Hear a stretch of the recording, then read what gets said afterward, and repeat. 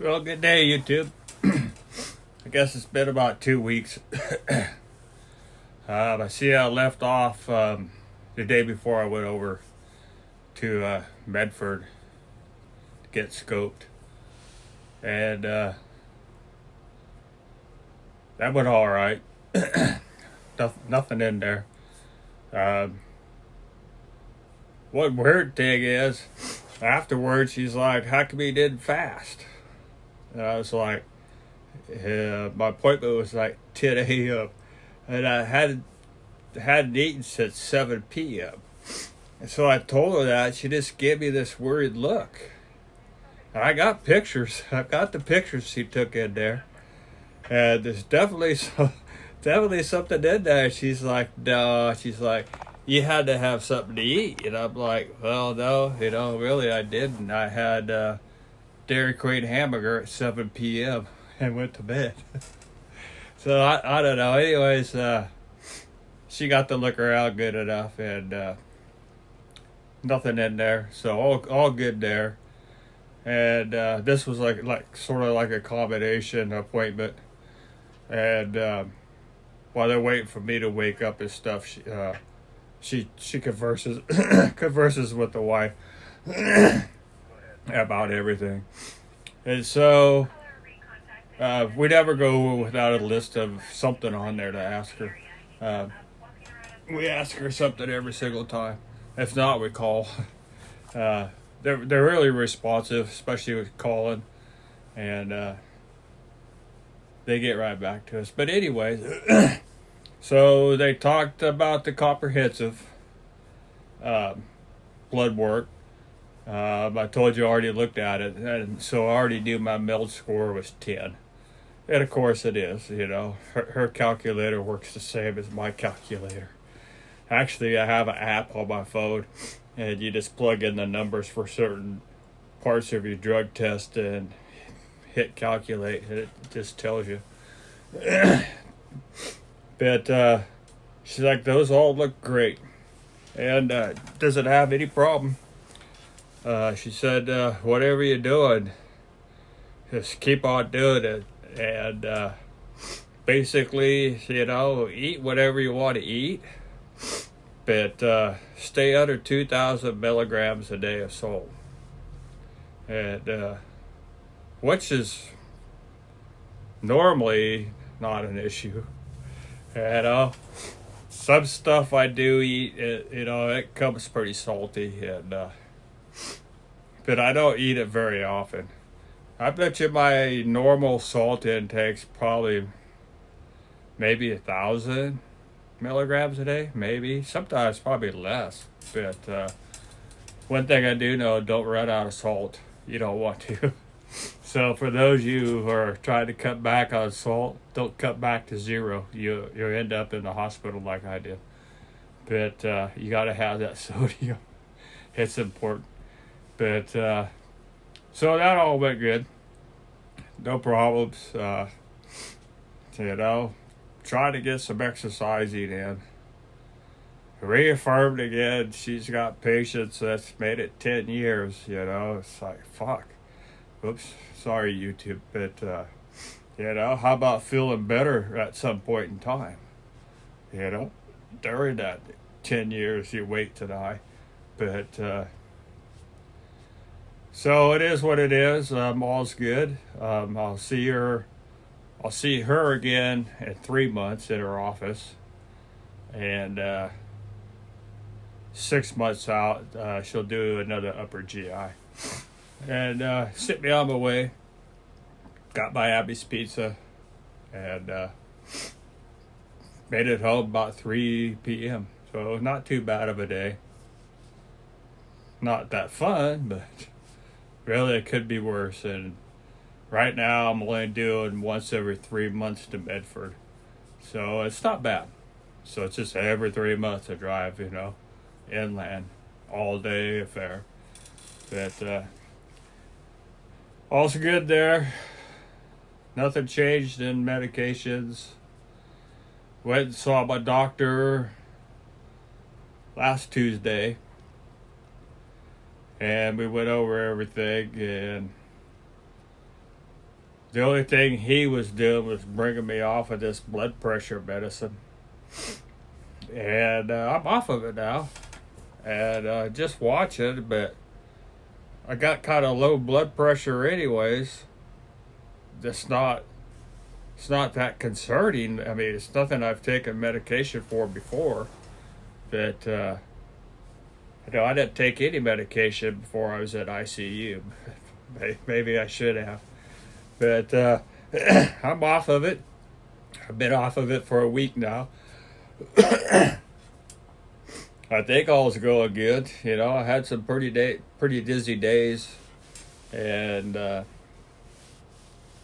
but those more or less have gone. I still get dizzy sometimes, but I don't know. I had some good days last week, and then this turns to crap. But we'll see how it goes with the blood pressure. And that's a real expensive drug too, man. So it's nice to get that off of there. What I've done over the last probably 6 months or 7 months, I've talked to the doctors, trying to figure out, why am I on this? I was never on these drugs before I went to ICU. So why do I got to take them now? Did this ruin my heart too? Is my blood, my blood pressure's never, it's never faltered me. And I didn't even take an aspirin. Seriously, I never even had an aspirin in my medicine cabinet. And the only thing I ever kept in mind is my pit juice, and that's about it. And we got off some of these drugs. This one here, the Mitadrill, it's pretty spendy, but I'm off of it now. So didn't seem to help much come payday. I don't know why, but so the meantime, my GI, she ordered in a sonogram, and she couldn't find my old sonogram, so she thought I hadn't had one yet. But I had, and I had one back in January, and I knew I had one. But the hospital over here, the one in California, and at that time, my primary care physician, they wasn't sending anything to my GI. And that's how I started finding this stuff out. This is how I found out, well, my medication's been screwed up. That's why I did 5.5 months of peritonesis. That was hell. But, she would have caught that. So now, I've said it before, now, if we're at the lab, we tell them where to send it. So they'll do that. And if it doesn't happen, I can look at my patient portal now, because my new doctor, he is in the Sutter Coast network. And so it all shows up there. And so anything I send to him, it's there for everybody. So everybody gets all my records now. Every doctor visit, everything. And my new general doctor here, he's got a copy from my upper GI, a couple weeks ago. And so that helps a lot. It gets them all on the same page. So anyways, he's all good, as long as this Mitadrill, doesn't tank me out not having it, but it shouldn't. It hasn't yet. It's just one more off the list. And so that's what I've been trying to whittle some of these off the list. Why do I take this? Why? Why am I taking this? Show me on my blood test what's screwed up where I need to take a drug for it. But if I need the medicine, well, by golly, I need it. That's what I told him about this Mitadrill. I just don't get it. It's like, doc, if I really need it, I'll take it, I'll keep taking it 3 times a day. But if I don't need it, that's, hundreds of dollars in savings. You guys don't realize the price of prescriptions that you write out and give to us. And, one of them is Stellara I'd take for a different issue. And my old primary care, he wanted to increase it and said, well, I could take it more than 4 times a year, which that's what you do. You just give yourself a shot, and 4 times a year. And I don't really know why he wanted to increase it, but he doesn't realize my copay every 3 months on that is $2,500. So you're looking at, $10,000 a year in copay,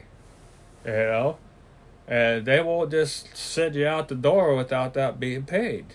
They don't send you a bill. No drugstore I use does.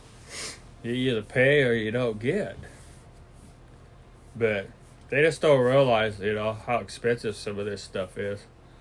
The $2,500 a month is just, or every 3 months is ridiculous. But this Mitodrin, it's right up there.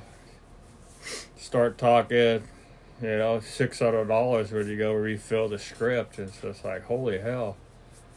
And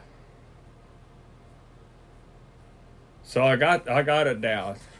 Hopefully it'll show on my paychecks. It'll show in the end that I'm not having to put out that extra money when I don't need to. Why take medicine if you don't have no reason? If there's no reason for you to take it, exactly what was it doing? It's been 10 months, I guess. 10 months. About 4 months past what they told me I would live, or what they made me to believe how long I would live when I left. But I'm eating good. Somehow, some way, gotta get in this exercise and get some strength built back up.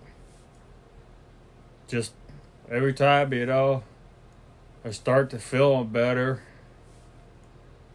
till I can get out and do something. I'll wait like one day too late, I feel like crap, I can't even get around the block, So I'm still contemplating maybe like one of those exercise bikes. I just sit here and ride it right in the house, put some miles on. And I don't know. I'm going to do something though.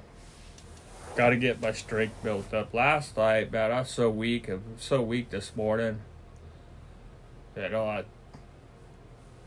Weakest I've ever been in my life, I used to be like Atlas, man. But not so much now.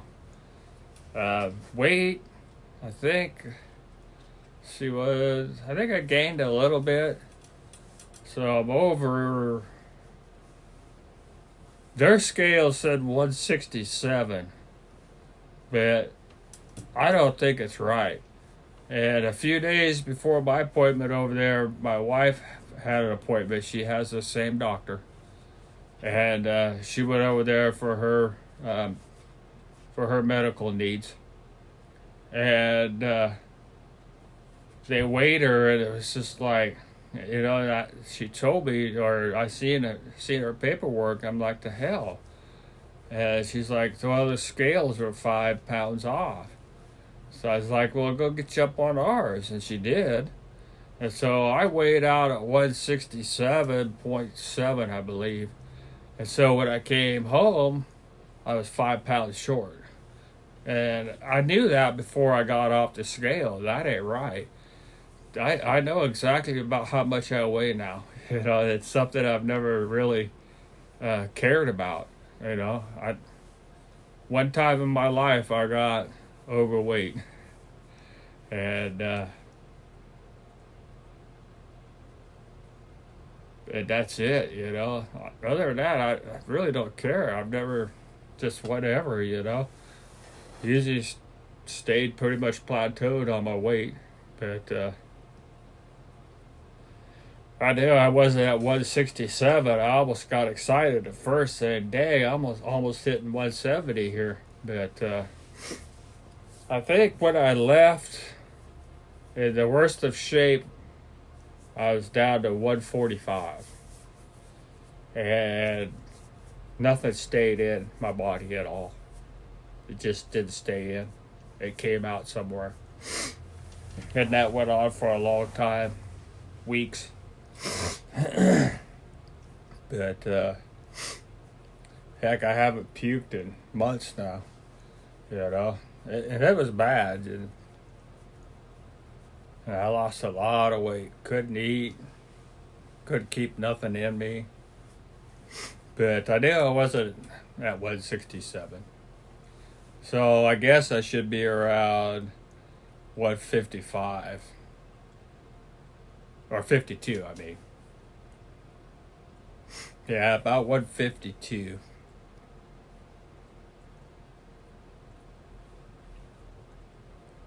So I don't know. I guess I'm staying about the same. I'll have to go back and look. I got it charted every week what I weigh. I don't know. But anyways, don't remember I finished covering the sonogram, so I am scheduled for that. And so that, now all the doctors know I'm going. But my doctor's the one that found it. He's like, I'm pretty sure he already did one, because once he got all my records, he actually went through them. You know, we're talking back in January. So he did go back through all my records.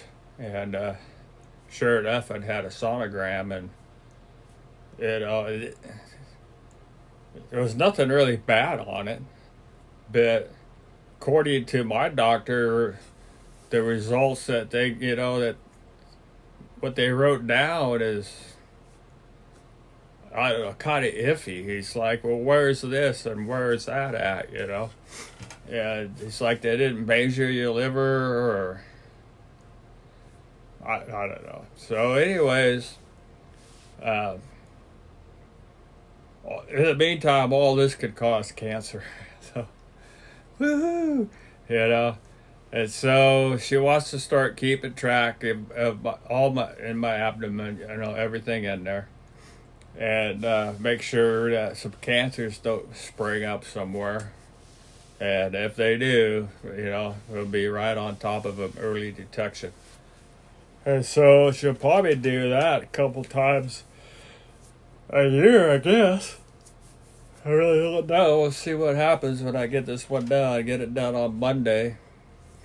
And then I don't think and then I got to take blood work again next week for the phlebotomy.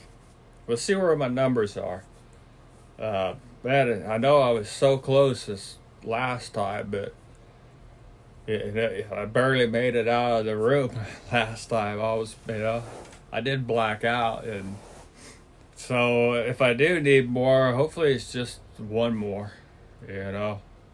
Or maybe the doctor will say, well, let's just wait and see if, like, your ferritin numbers start crawling back up in 3 months and retest, you know. I'd rather retest than give another pint of blood. So I don't even know how many pints I've given them, but it's quite a few. So we'll see. We'll have an answer on that next week. And I guess sometime next week should have results from the sonogram. Those will pop right up on my patient portal, because it's a Southern Coast facility up here in Brookings that I use. So that place is only 5 minutes away, you know, 10 minutes, 5 minutes, 5 or 10 minutes away. It's just a few blocks down the road. And so that'll help. Don't have to drive nowhere. Go over there, lay on the table, and They run this machine over you. It's kind of like a CAT scan, but I don't know. It's like a full body sonogram, I guess. It's kind of weird they told me to fast before. And if it's the same as last time, there's no reason to fast. Not that I just don't want anything in my intestines. That's got to be it. Because otherwise, there's no reason to fast for a sonogram. I mean, I was getting a sonogram every week when I had ascites. Every week there was a sonogram involved. But different purpose for them using it. So maybe they don't want anything down in my lower tract. Because they're all doing a full abdominal sonogram. But other than that, just hanging in there.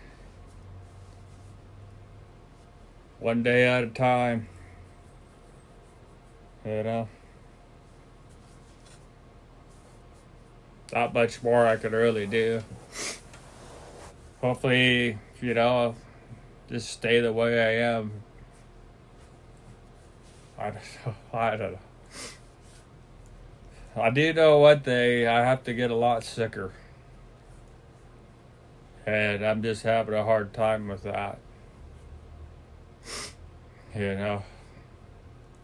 Maybe I won't get sicker, but maybe just the liver will. I don't know. I really don't know. Gets a little depressing sometimes. I had 2 or 3 days last week. I felt great. And didn't feel, I really didn't feel that bad. Stay up, watch TV, and now I'm back to going to bed at 9 o'clock, asleep. Usually I go in and lay down because my muscles and everything hurt. I just lay in bed and watch TV for a few hours usually. That's what I do. But I haven't made it past 9 now in the last 3 days.